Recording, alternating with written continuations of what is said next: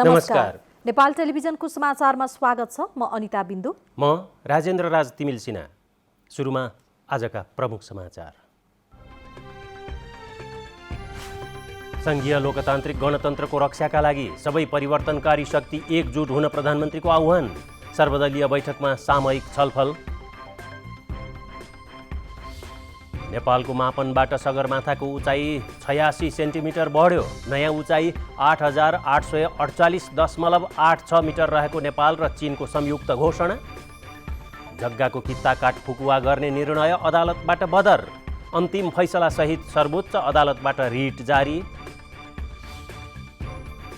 पछिल्लो 24 घण्टामा कोरोना संक्रमणबाट 23 जनाको मृत्यु, 1342 जनामा संक्रमण पुष्टि, 1621 जना संक्रमण मुक्त।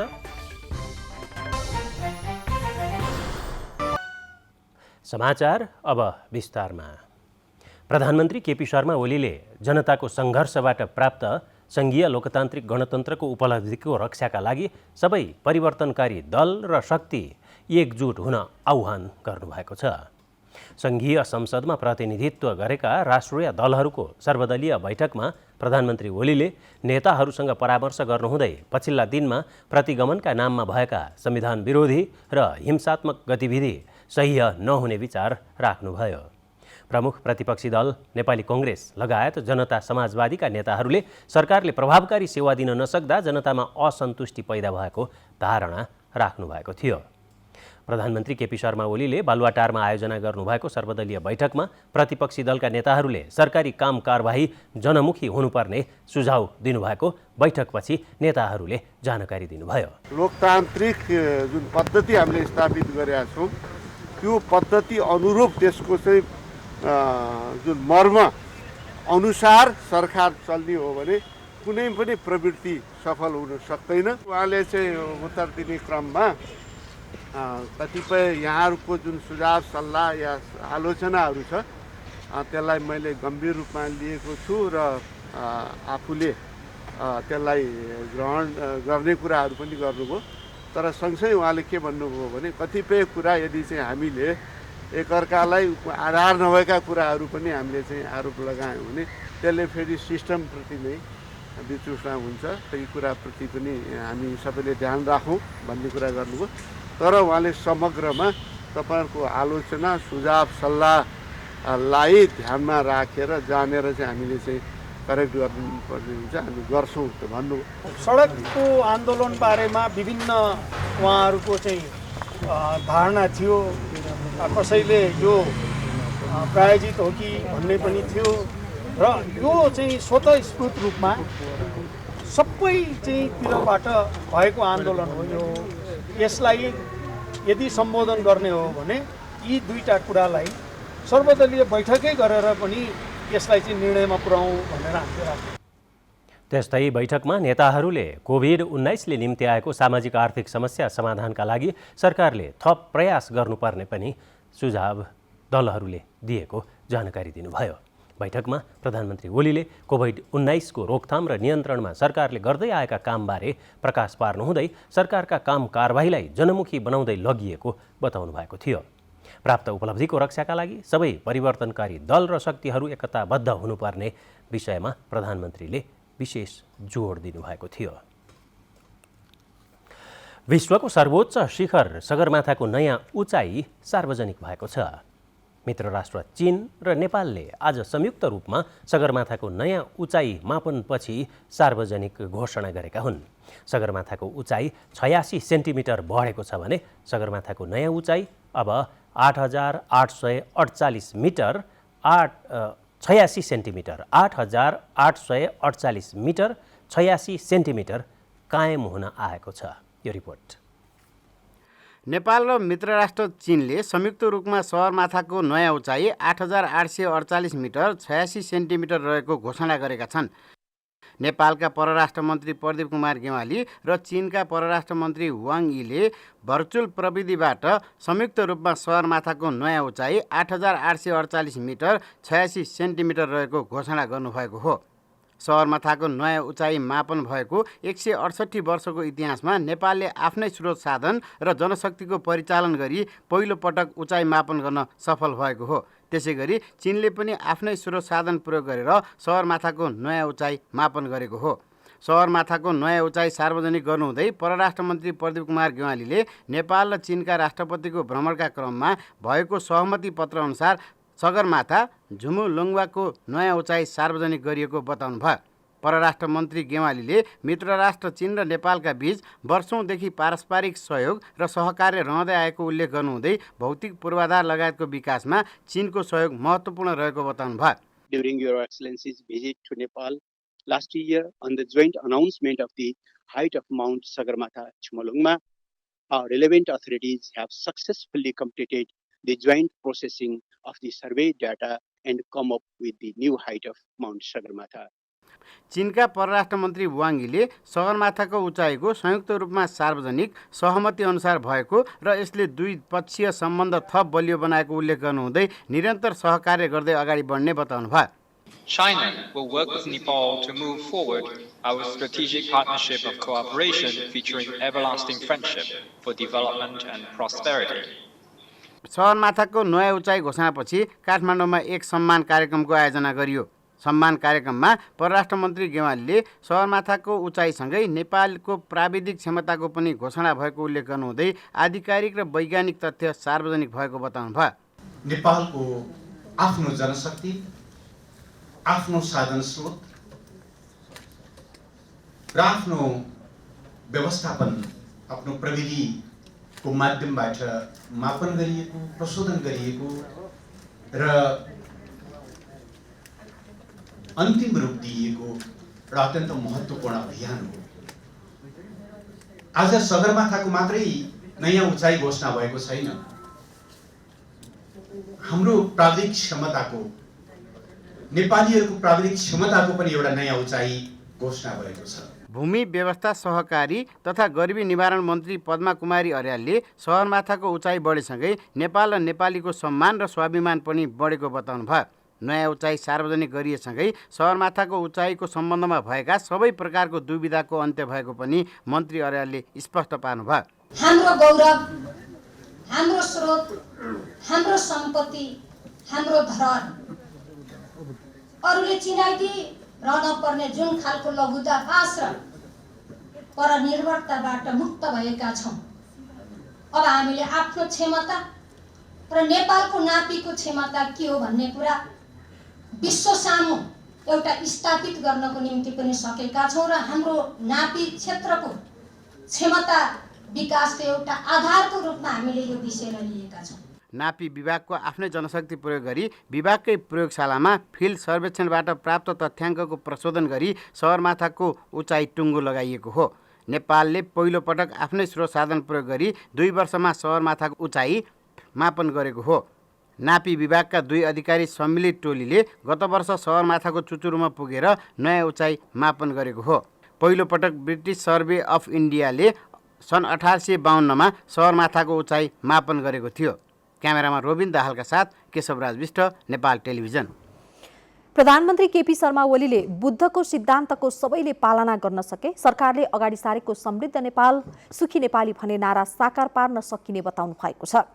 काठमाडौँको चोभार स्थित सुलक्षण कीर्ति विहार नजिकै बन्न लागेको ज्येष्ठ नागरिक आवास गृहको शिलान्यास गर्नुहुँदै प्रधानमन्त्री ओलीले सरकारले विकास निर्माणलाई तीव्रता दिएको बताउनु भयो। उहाँले लुम्बिनीमा 500 जनाले एकैचोटि ध्यान गर्न सक्ने ध्यान केन्द्रको निर्माण गर्न लागि र लुम्बिनीलाई थप आकर्षक बनाउन लागि समेत जानकारी दिनुभयो। न्यायोचित आवश्यकताहरूको परिपूर्ति त्यो हुने यस्तो स्थिति हामीले सिर्जना गर्नुपर्दछ जहाँ मान्छे म हेपिएँ भन्ने नहोस्, म ठगिएँ भन्ने नहोस्, म सुरक्षित छु भन्ने नहोस्, म अभावग्रस्त छु भन्ने नहोस्। आवश्यक उचित औचित्यपूर्ण कुराहरू जो उनले जैविक र मानवीय हिसाबले न्यायोचित ढङ्गले प्राप्त गर्नुपर्दछ ती कुराहरू प्राप्त गर्न सकोस्, त्यसबाट वञ्चित कुण्ठित हुन नपरोस्। आशंकाको स्थितिमा बस्न नपरोस्। त्यो समाज सिर्जना गर्न सक्दाखेरि मात्रै हामी सुखी समाज सिर्जना गर्न सक्दछौँ। त्यसकारण समृद्धि मात्रै हाम्रो नारा छैन, समृद्ध नेपाल र सुखी नेपालीको हाम्रो नारा छ। चोभारमा करिब 7 रोपनी जमिनमा बन्न लागेको 3 तले ज्येष्ठ नागरिक आवास गृहमा बस्नका लागि चाहिने सबै सुविधाको व्यवस्था गरिने सुलक्षण कीर्ति विहारका प्रमुख अनुजा गुरुमाले बताउनुभयो। 30 करोड रुपैयाँको लागतमा निर्माण हुन लागेको सो भवन निर्माणका लागि प्रधानमन्त्रीकी धर्मपत्नी राधिका शाक्यले 5 लाख रुपैयाँ चन्दा प्रदान गर्नुभयो। रोक्का किता काठ फुकुवा गर्न नेपाल सरकारले गरेको निर्णय सर्वोच्च अदालतले बदर गरेको छ। 2074 साउन 26 गते भूमि व्यवस्था मन्त्रालयको निर्णयले प्लटिङ गर्न स्वीकृति लिएको हकमा र अंश बण्डा गर्नेको हकमा बाहेक जग्गा किता काठमा रोक लगाएको थियो। तर गत 18 भदौमा भूमि व्यवस्था मन्त्री पद्मा कुमारी अर्यालले 2074 को निर्णय बदर गर्दै किता काठ फुकुवा गर्ने निर्णय गर्नुभएको थियो। भू उपयोग ऐन अनुसार नियमावली तर्जुमा गरेर मात्रै निर्णय गर्नुपर्नेमा मन्त्रीबाटै निर्णय हुनु बेठिक भएको भनी विवाद उब्जिएको थियो। निर्णय बदरको फैसला प्रधान न्यायाधीश चोलेन्द्र शमशेर जबरा र न्यायाधीश मनोज कुमार शर्माको संयुक्त इजलासले गरेको हो। नेपालमा पछिल्लो 24 घण्टामा 1342 जनामा कोरोना संक्रमण पुष्टि भएको छ। देशभरका विभिन्न प्रयोगशालामा 8947 वटा PCR परीक्षण गरिँदा 546 महिला 836 पुरुषमा कोरोना संक्रमण भएको हो। काठमाडौँ उपत्यकामा 594 जना कोरोना संक्रमित थपिएको स्वास्थ्य तथा जनसङ्ख्या मन्त्रालयले जनाएको छ। काठमाडौँमा 412, भक्तपुरमा 69 र ललितपुरमा 113 जना नयाँ संक्रमित थपिएका हुन्। देशभरि सक्रिय संक्रमितको सङ्ख्या 12,686 छ भने क्वारेन्टिनमा रहेकाको सङ्ख्या 523 छ। साथै 24 घण्टामा कोरोना संक्रमणबाट 23 जनाको मृत्यु भएको छ। हालसम्म मृत्यु हुनेको सङ्ख्या अब 1637 पुगेको छ। कुनै समय कोरोनाको हटस्पटका रूपमा चिनिएको नेपालगञ्ज उपमहानगरपालिकामा पछिल्ला दिनमा संक्रमितको सङ्ख्या कम हुँदै गएको छ। नेपालगञ्ज उपमहानगरपालिका कोरोना संक्रमण नियन्त्रण गर्न कसरी सफल हुँदै गएको हो त भन्ने बारेमा तयार पारिएको प्याकेज कोरोना केयर।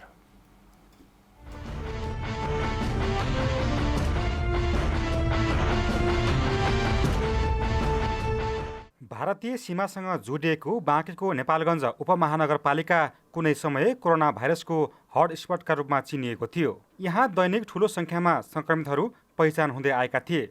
तर अहिले नेपालगञ्जको अवस्था सामान्य बन्न थालेको छ। नेपालगञ्जमा अहिले विगतको तुलनामा निकै कम मात्र संक्रमित पहिचान हुने गरेका छन्। जनस्वास्थ्यका मापदण्डको पालनामा कडाई गरिएपछि संक्रमण कम हुन थालेको हो। नेपालगञ्ज उपमहानगरपालिकाले संक्रमण पहिचान र उपचारको व्यवस्थालाई पनि प्रभावकारी बनाउँदै लैजाँदा संक्रमण नियन्त्रणमा सफलता हासिल गर्दै आएको हो। पहिले हटस्पटै थियो एक समयमा, अब अहिले त्यस्तो छैन, सामान्य छ। 10-20 जना रोजै संक्रमित देखिन्छन्, तर त्यस्तो हटस्पट हुने स्थिति छैन। र करिब करिब यहाँ हाम्रो स्वास्थ्यको चाहिँ सिचुएसन एकदमै राम्रो छ र विभिन्न जिल्लाबाट पनि कोरोना लागेको अथवा चाहिँ गम्भीर रूपले बिमारी परेकाहरू यहाँ आउँदैछन् र हाम्रो जिल्लाको कोरोनाको कारणले मान्छे बित्ने भन्दा पनि वरिपरि 30 जिल्लाका मान्छे यहाँ हाम्रो भेरी अञ्चलमा र मेडिकल कलेजमा आउँछन् र हाम्रा जिल्ला बाँके जिल्लाको मान्छे बितेको भन्दा पनि बाहिरको जिल्लाको मान्छे आएर यहाँ कोरोनामा हताहत भएको छन्। संक्रमण तीव्र गतिमा बढ्न थालेपछि नेपालगञ्ज उपमहानगरपालिकाले लकडाउन, निषेधाज्ञा र केही समय कर्फ्यू समेत जारी गरेको थियो। त्यस अवधिमा अस्पतालहरूको सेवामा सुधार गर्दै जनचेतना अभिवृद्धिलाई व्यापक तुल्याइएको थियो। त्यसले गर्दा संक्रमण नियन्त्रण गर्न सहज भएको हो। अहिले नेपालगञ्जभित्रका अधिकांश विद्यालय र क्याम्पसहरू सञ्चालनमा आइसकेका छन्। पहिले त अब मैले भनिहालेँ नि, यहाँलाई हटस्पट थियो, धेरै आत्या थिए जनताहरू पनि। हामीले लकडाउन पनि गऱ्यौँ, हामीले निषेधाज्ञा पनि जाहेर गऱ्यौँ, हामीले कर्फ्यू पनि लगायौँ। अब अहिले आएर अलिक सामान्य भएको छ। जुन स्थिति काठमाडौँको छ त्यस्तो नेपालगञ्जको छैन। सबै चिज सुचारू रूपले चलिरहेको छ। स्कुलहरू पनि करिब 80% खुलिसकेका छन्। क्याम्पसहरू पनि खुल्ने क्रममा छन्। जनताले यो विषयलाई अब बुझिसकेका छ र चाहिँ अब मेडिकली पनि हामी सचेत र सक्षम भइसकेको छौँ र त्यति डर पनि अब यहाँ खौफको स्थिति छैन। नेपालगञ्जमा सुरुवाती दिनमा जनस्वास्थ्यका मापदण्डको पालना गराउन निकै सकस भएको थियो। नागरिकले मास्क नलगाउने, भौतिक दूरी कायम नगर्ने र भिडभाड गर्ने गरेकाले समस्या भएको थियो। तर जनचेतना जगाउने कामलाई तीव्र पार्दै कोरोनाको जोखिम बुझाउन थालिएपछि समस्या समाधान हुँदै गएको हो। अहिले नेपालगञ्जमा जनस्वास्थ्यको मापदण्डप्रति नागरिक सजग देखिएका छन्। तर सीमापारी भारतीय क्षेत्रमा भने स्वास्थ्य मापदण्डको पालना नगरिँदा नेपालगञ्जवासीलाई समस्यामा पारेको छ। अब सुरुमा त एकदमै अप्ठ्यारो थियो, तर अब अहिले चाहिँ त्यति अप्ठ्यारो छैन। तैपनि अब फेरि कस्तो छ भने नेपालगञ्जमा त करिब मान्छेले मास्क लगाइ नै राखेका छन्, तर ठ्याक्क बोर्डर पारी जाने देख्दाखेरि चाहिँ नि मान्छे मास्कै लगाउँदैन। अब त्यस्तो स्थिति देखिया छ। तर अहिले भौतिक दूरी कायम गर्ने कुराहरू, मास्क लगाउने कुराहरू करिब जनता सचेत भइसकेका छन्। कोरोनाको जोखिम कम नभएपछि कतिपय सेवा प्रदायक कार्यालयहरूमा भिड बढेको छ। मालपोत, नापी जस्ता कार्यालयमा भौतिक दूरी कायम नगरी भिडभाड हुने गरेको छ। यसलाई नियन्त्रणमा लिन सकिएको छैन। कार्यालयहरूलाई नै भिडभाडको व्यवस्थापन गर्न सुझाव दिइएको छ। अब यो सेवा प्रदायक कार्यालयहरूमा अब त्यही हो, डिस्टेन्स मेन्टेन गर्ने होइन। त्यो लाइनमा उभिँदाखेरि पनि अलि त्यो गोलो गोलो बनाइदिएको छन् सबैले। तर जति गरे पनि अब त्यो मालमा, नापीमा भिडभाडै रहन्छ। कोरोनाको संक्रमण कम भए पनि जोखिम भने घटेको छैन। यस्तो अवस्थामा जनस्वास्थ्यका मापदण्डको पालनामा अझै कडाई गर्नुपर्ने महसुस उपमहानगरपालिकाले गरेको छ। हुन त अहिले अधिकांश नागरिक सचेत भइसकेका छन्, तर पनि कसैले हेलचेक्राइ गरेमा त्यसले जोखिम बढाउने सम्भावना रहन्छ। यस्तो अवस्थामा सबैले आफ्नो दायित्व बुझेर जोखिम न्यूनीकरणमा सहयोग गर्न उपमहानगरपालिकाले आह्वान गरेको छ। जोखिम छँदैछ है, यो जोखिमलाई नजरअन्दाज गर्नु हुँदैन। सामान्य स्थितिमा जाँदा पनि जोखिमलाई साथमा बुझेर यसलाई न्यूनीकरण गरेर हामी अगाडि बढ्नुपर्छ भन्ने मान्यता हाम्रो छ। त्यही हिसाबले हामी अगाडि बढेको पनि छौँ। अहिले पनि नेपालगञ्ज उपमहानगरपालिकाले जनचेतनाका कार्यक्रमलाई जारी राखेको छ। यो सँगै पहिचान भएका संक्रमितको उपचार गरिँदै आएको छ। आम नागरिक स्वयं सचेत भए संक्रमण नियन्त्रण गर्न सकिने विश्वास नेपालगञ्ज उपमहानगरपालिकाले लिएको छ।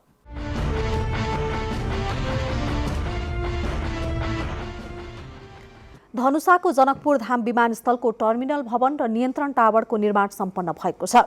आज एक कार्यक्रमका बीच संस्कृति, पर्यटन तथा नागरिक उड्डयन मन्त्री योगेश भट्टराईले नवनिर्मित संरचनाको उद्घाटन गर्नुभयो।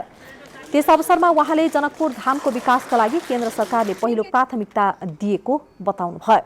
विमानस्थलको 1300 मिटरको धावन मार्गलाई 1600 मिटरसम्म विस्तार गर्न स्थानीय सरकारले जग्गाको प्रबन्ध मिलाएमा अन्य व्यवस्था गर्न केन्द्र सरकार तयार रहेको उहाँले बताउनुभयो। 2000 मिटरका 1500 मिटरका विमानस्थल बनाउँछु भनेर पनि ठाउँ छैन, त्यहाँ सम्भवै छैन। तर यहाँ सम्भव छ भने हामी तिनै तहको सरकार बसौँ, छलफल गरौँ, किनकि विमानस्थलको निर्माण विस्तार भनेको यो आजीवन चलिरहन्छ। 45 करोड रुपैयाँको लागतमा 8 वर्ष लगाएर नयाँ टर्मिनल भवन निर्माण गरिएको हो। सञ्चार तथा सूचना प्रविधि मन्त्रालयको आर्थिक वर्ष 2077-78 सञ्चालित कार्यक्रमहरूको प्रथम चौमासिक प्रगति समीक्षा र मन्त्रालय स्तरीय विकास समस्या समाधान समितिको बैठक आज सम्पन्न भएको छ। बैठकमा उपस्थित कर्मचारीहरूलाई निर्देशन दिँदै सञ्चार तथा सूचना प्रविधि मन्त्री पार्वत गुरुङले काममा प्रभावकारिता ल्याउन आग्रह गर्नुभएको छ। उहाँले जनता र सरकारको चाहना अनुसार काम गर्न पनि कर्मचारीहरूलाई निर्देशन दिनुभयो। बैठकमा मन्त्री गुरुङले मन्त्रालय अन्तर्गतका सेवाको प्रकृति मिल्ने निकायहरूलाई समन्वयात्मक रूपमा अगाडि बढ्न पनि सुझाव दिनुभयो।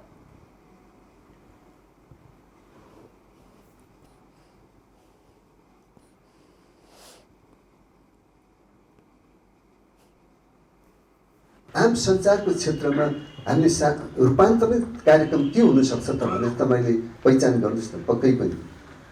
पक्कै आम सञ्चार क्षेत्रबाट गेम चेन्जरको प्रोग्राम तपाईँले पहिचान गर्नु नेक्स्ट इयरको निम्ति। मैले तपाईँलाई त्यो अनुरोध गर्छु, अहिलेबाट यो कोर्स सुरु गरौँ न।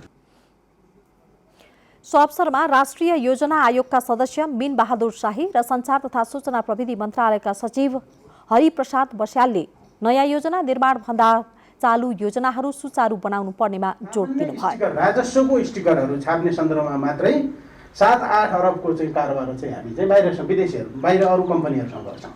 त्यसमा हामी त्यो किन नजाने भन्ने कुरा थियो। हामीले 2टा आयोजना चाहिँ यो मन्त्रालय अन्तर्गत गेम चेन्जरमा राख्नुपर्छ भनेर हामीले रूपान्तरणकारी आयोजनामा राख्नुपर्छ भनेर योजना आयोगको विशेष जोड थियो। सेवा प्रवाहलाई छिटो सजिलो अगाडि बढाउनलाई हामीले अनलाइन मार्फत पनि यो पुनः आइटी बेसलाई चाहिँ प्राथमिकता दिएर अगाडि बढाउन कार्यविधि तयार गर्नुपर्छ। अरू खालका कार्यविधि पनि नागरिक एप्सको हकमा चाहिँ नागरिक एप्स चाहिँ हामीले त्यसमा एउटा कार्यविधि छुट्टै बनाउनु पर्ने देखिएको छ। माननीय मन्त्रीज्यूको नेतृत्वमा निर्देशन समिति र सचिव वा सहसचिव अध्यक्षतामा चाहिँ कार्यान्वयन समिति खालको चाहिँ एउटा छुट्टै कार्यविधि पेश गरेर क्याबिनेटमा स्वीकृत गराएर नागरिक एप्सलाई जतिसक्दो छिटो चाहिँ कार्यान्वयन गर्नलाई हाम्रो समितिले प्रतिबन्ध दिनु बाँकी छ।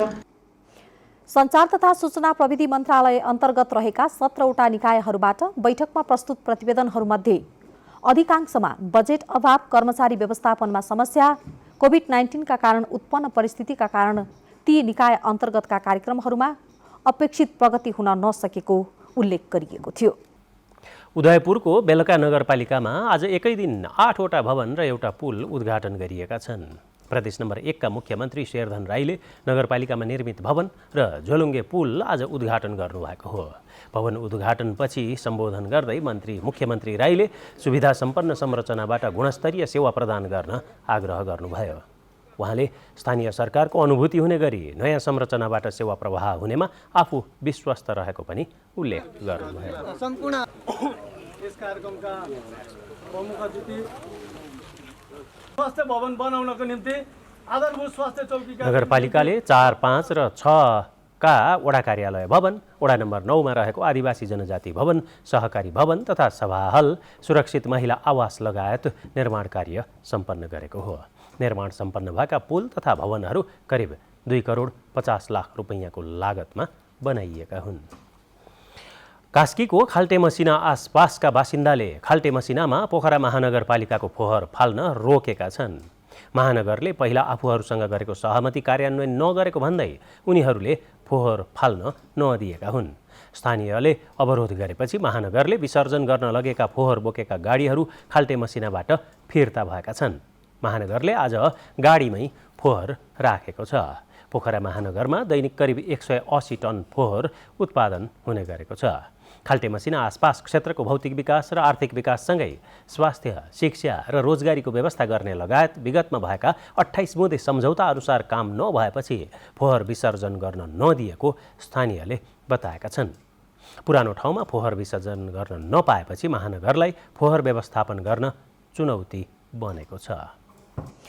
त्रिभुवन विश्वविद्यालयबाट सम्बन्धन प्राप्त गरेको 11 वर्षपछि अछामको कैलाश बहुमुखी क्याम्पस काला गाउँले आफ्नो भवन निर्माण गरेको छ। मङ्गलसेन नगरपालिकाको 67 लाख, प्रदेश सरकारको 50 लाख र केन्द्र सरकारको 25 लाख गरी 1 करोड 42 लाख रुपैयाँको लागतमा 11 कोठे पक्की भवन निर्माण भएको छ।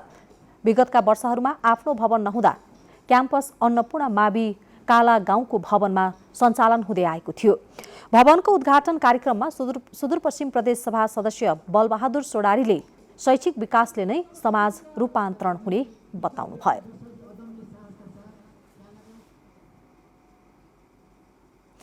मुगु जिल्ला प्रशासन कार्यालयले सेवा प्रवाहमा गरेको सुधार प्रशंसनीय रहेको सेवाग्राहीहरूले बताएका छन्।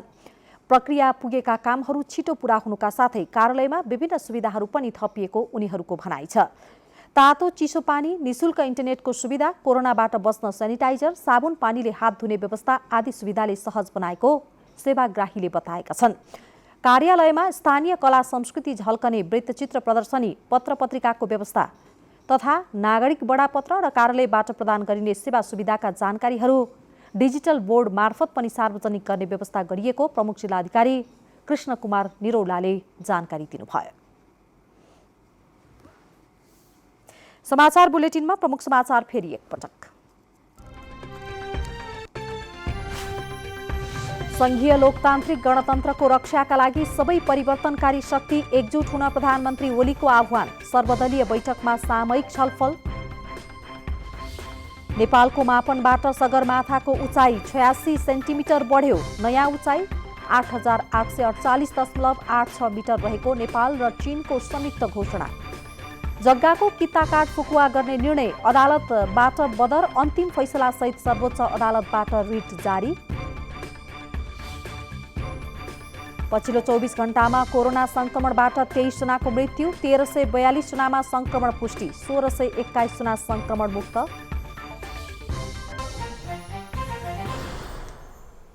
रसुवामा निर्माण भइरहेको 111 मेगावाट क्षमताको रसुवागढी जलविद्युत आयोजनामा पर्याप्त कामदार नहुँदा निर्माण कार्य प्रभावित भएको छ।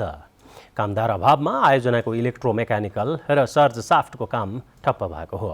इलेक्ट्रोमेकानिकल निर्माणका लागि सामग्रीको अभाव नभए पनि निर्माणको जिम्मेवारी पाएको व्हाइट हाइड्रो इन्डियाले कोरोना जोखिमका कारण गएको चैत 8 देखि नै काम रोकेको थियो। समयमा नै कामदार ल्याउन नसक्दा काम अघि बढ्न नसकेको आयोजना प्रमुख छवि गैरेको भनाइ छ। अहिले आयोजनामा 250 नेपाली र 59 चिनिया कामदार छन्। इलेक्ट्रोमेकानिकल निर्माणदेखि बाहेकको अन्य काम भने भइरहेको आयोजनाले जनाएको छ। आयोजनाको 78% काम सकिएको छ। स्वास्थ्य सेवा कार्यालय आयुर्वेद शाखा हुम्लाले जिल्लामै पहिलो पटक बाथ रोगको उपचारमा पञ्चकर्म सेवा सुरु गरेको छ। बाथ रोग निको पार्न तातोपानी कुण्ड धाउने बाथ रोगीहरू अचेल पञ्चकर्म सेवा लिन अस्पताल जान थालेका छन्। स्वास्थ्य सेवा कार्यालय आयुर्वेद शाखा हुम्लाले पहिलो पटक पञ्चकर्म सेवा सुरु गरेपछि त्यसतर्फ जनताहरूको आकर्षण बढ्न थालेको छ। बाथरोगका समस्या भएका बिरामीहरू पञ्चकर्म सेवा सुरु भएपछि भिड लाग्न थालेका छन्। सुरुका वर्षहरूमा बाथरोग निको गर्न तातोपानी कुण्ड धाउने यहाँका बाथरोगी अहिले बाथरोग उपचार गर्न पञ्चकर्म सेवा लिने मोह बढेको छ। आई 5 दिन भयो, अब जिउ निकोलो भने 3 दिन आउँदैछौँ बा, आई 5 दिन भयो, हप्ता पुरो आउने हौ, अझ निको भयो भने फेरि आउने हौ। 20 दिन भयो त निको लिँदा खाँदा। जिल्लामा सञ्चालन गरिएको स्वाधीन बक्समा बाथरोगीहरूका बिरामीको प्रकृति हेरी 15 देखि 20 मिनटको पञ्चकर्म सेवा दिने गरिएको छ। बाथरोगका लागि 2-3 दिन पैदल हिँडेर तातोपानी कुण्ड धाउने गरेका यहाँका बाथरोगीहरू पञ्चकर्म सेवा पाउँदा खुसी देखिएका छन्। अहिले हाल विधि त अहिले ल्यायो, पोहोरको सालदेखि भए हो। पोहोरको साल यस्तो मान्छे आउने भए थिएन, यहाँ 6 भन्दा थिए, आया थिएन मान्छे। आयुर्वेद शाखाले पञ्चकर्म सेवा सुरु गरेपछि अहिले 117 जना बिरामीले पञ्चकर्म सेवा दिएको आयुर्वेद शाखा हुम्लाका प्रमुख कृष्णचन्द्र जोशीले बताउनु भयो। र अहिले यहाँ आउने बिरामीहरूको सङ्ख्या दैनिक सालाखाला 30 देखि 40 जनासम्म आइरहेका छन् र यो प्रभावकारी पनि छ। यहाँ पहिला यहाँका मान्छेहरू चाहिँ तपनमा जाने चलन रहेछ, त्यसमा पनि जाँदा हामीले ठिकै गयो भन्ने थियो भने यो त्योभन्दा हल्का फरक छ। पञ्चकर्म सेवाले विशेष गरी शरीरलाई स्वच्छ बनाउने जानकारी पाएपछि बाथरोगी पेट सुन्निने समस्या भएका बिरामीहरू उपचार गर्न आउन थालेका छन्।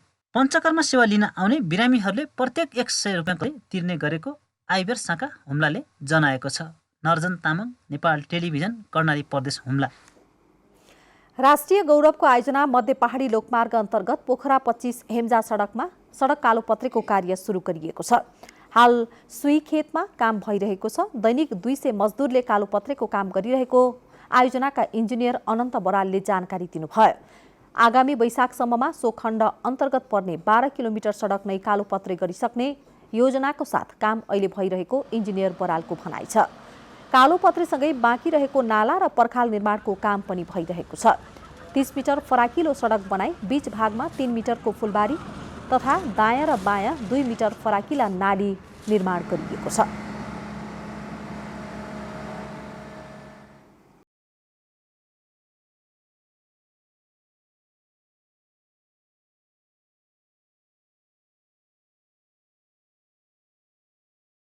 चुरे गाउँपालिका 3 सहजपुरका किसानले हिजो आज दैनिक 2 लाख रुपैयाँ भन्दा बढीको सुन्तला बिक्री गर्ने गरेका छन्। अचेल सुन्तला बिक्रीको मुख्य मौसम भएकोले सहजपुरका 50 जना भन्दा बढी किसानले बजारमा सुन्तला बेच्ने गरेका हुन्। पछिल्ला दिनमा चुरे गाउँपालिकाका अन्य वडाका मानिसहरू पनि सुन्तला व्यवसायमा व्यस्त छन्। कार्तिकदेखि माघसम्मको समयमा सुन्तलाबाट भएको आम्दानीले स्थानीयले वर्षभरिका लागि खर्चको जोहो गर्ने गरेका छन्।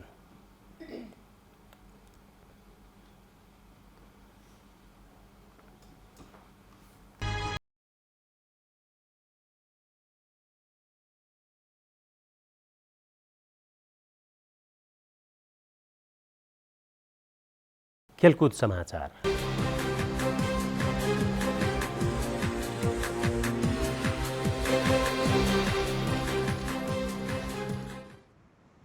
नमस्कार, खेलकुद समाचारमा स्वागत छ। सशस्त्र प्रहरी बल नेपाल र अखिल नेपाल फुटबल सङ्घ एन्फा बीच Nepal APF school football academy स्थापना तथा सञ्चालन गर्ने विषयमा सम्झौता भएको छ। सम्झौतापछि अब विभागीय टोली एपीएफले फुटबल एकाडेमी सञ्चालन गर्नेछ। शीर्ष डिभिजनको लिग खेल्ने क्लबले एकाडेमी सञ्चालन गर्न लागेको यो पहिलो पटक हो। हलचोक स्थित एपीएफ प्राङ्गणमा एपीएफको तर्फबाट मानव स्रोत विभाग प्रमुख, सशस्त्र प्रहरी अतिरिक्त महानिरीक्षक पुष्पराम केसी र एन्फा अध्यक्ष कर्मा छिरिङ शेर्पा बीच सम्झौता पत्रमा हस्ताक्षर भएको हो। एन्फा र एपीएफ एकाडेमीको प्राविधिक टोलीले देशभरबाट 21 खेलाडी छनौट गर्नेछ, जसमा 14 खेलाडी एन्फा र एपीएफले प्रायोजन गर्नेछन्।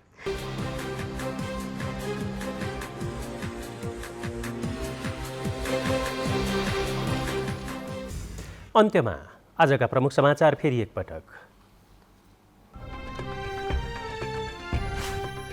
संघीय लोकतान्त्रिक गणतन्त्रको रक्षाका लागि सबै परिवर्तनकारी शक्ति एकजुट हुन प्रधानमन्त्रीको आह्वान, सर्वदलीय बैठकमा सामूहिक छलफल। नेपालको मापनबाट सगरमाथाको उचाइ 86 सेन्टिमिटर बढ्यो, नयाँ उचाइ 8848.86 मिटर रहेको नेपाल र चीनको संयुक्त घोषणा। जग्गाको कित्ता काट फुकुवा गर्ने निर्णय अदालतबाट बदर, अन्तिम फैसलासहित सर्वोच्च अदालतबाट रिट जारी। नेपालमा पछिल्लो 24 घण्टामा कोरोना संक्रमणबाट 23 जनाको मृत्यु, 1342 जनामा संक्रमण, 1621 जना संक्रमण मुक्त।